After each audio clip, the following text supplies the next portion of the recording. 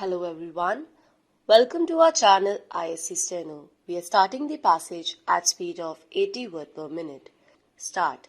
The Rural Credit Survey Committee, which looked into the entire question in 2001, had made certain recommendations in the drafting of our plans. The recommendations of the Rural Credit Survey Committee were given due weight.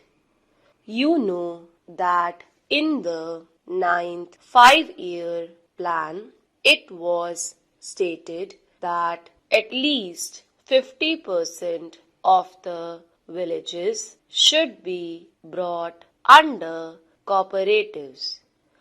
According to the 11th plan, all the villages and all the peasant families are to be brought under cooperatives.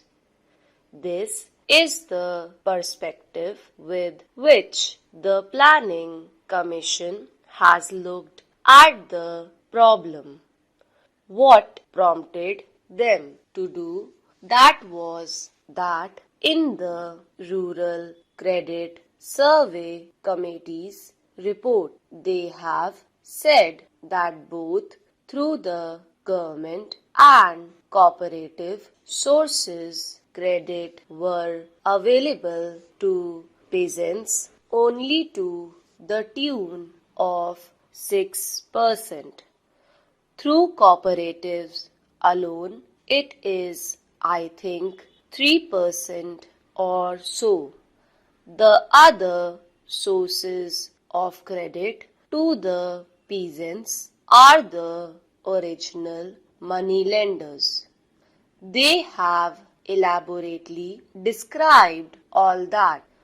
One point which they stressed in their report is that even the cooperatives do not cater to the needs of the weaker sections of the village community.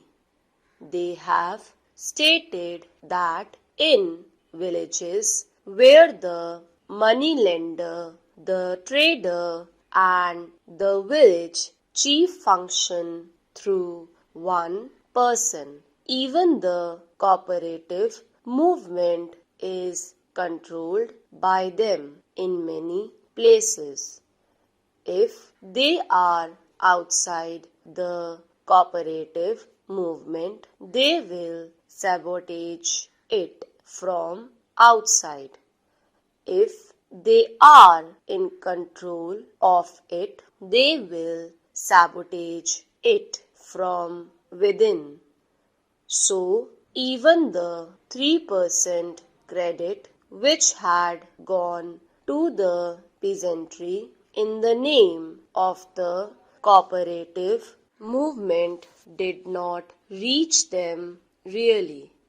So, they made it a point in their report to stress that in future we should see that the credit really goes to the weaker sections of the village community. Now, sir, after the report of the Rural Credit Survey Committee, we have been working for the last few years. I do not think that a proper evaluation has yet been made as to how the present day cooperative societies are working as far as extending the facilities to a larger section of the rural population is concerned. The cooperative movement has succeeded. My point is whether this emphasis that the committee had laid on taking special care to see that these facilities reach all the lower sections has been properly worked out. Another point is that even in the matter of extending the activities of the cooperatives, we have not reached the target which was fixed in any of the plans.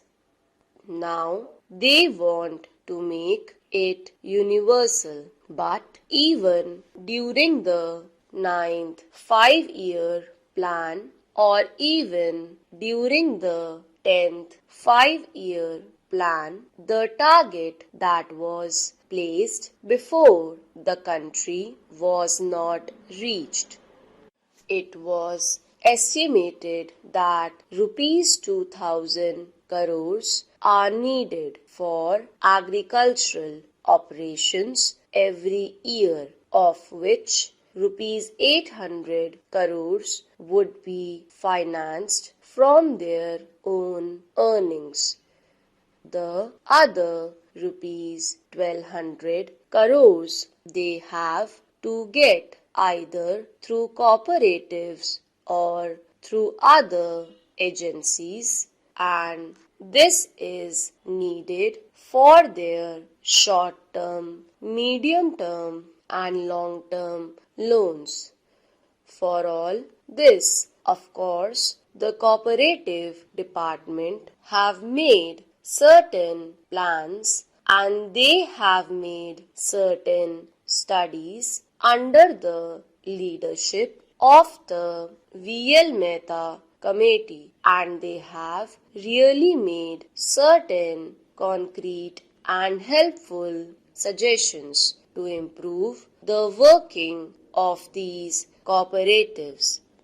But even here, in spite of all the recommendations, in spite of all the studies, things are not working in the proper direction.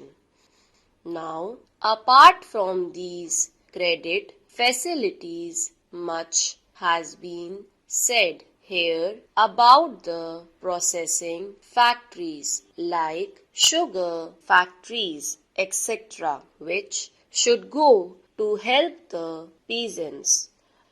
I fully agree that apart from credit societies, marketing societies, processing societies, all these put together will be of great help to the peasants. But are they really serving the real agriculturist? I have heard some people speaking about the successful functioning of certain cooperative societies. I know one cooperative sugar factory. Among its members, not even 1% are actual agriculturists. Just like a joint stock company, shares are sold, capital is raised, and they are running a proper factory. My point is that such factories should not be brought within the purview of the cooperative movement. They should be treated as ordinary joint stock companies. I will quote another example which is to be followed, and that is the Weavers Society. There they have made it a point that among its members at least 80% or 90% should be weavers themselves. They have made that a strict rule. If that is so, if such principles are accepted and adhered to, then these processing societies will be of immense help to the peasants. Otherwise, in the name of helping the peasants, some people escape the other obligations that may accrue from running a joint stock company and are taking the benefit. I do not feel it proper to invest money in large-scale enterprises on a cooperative basis. Stop.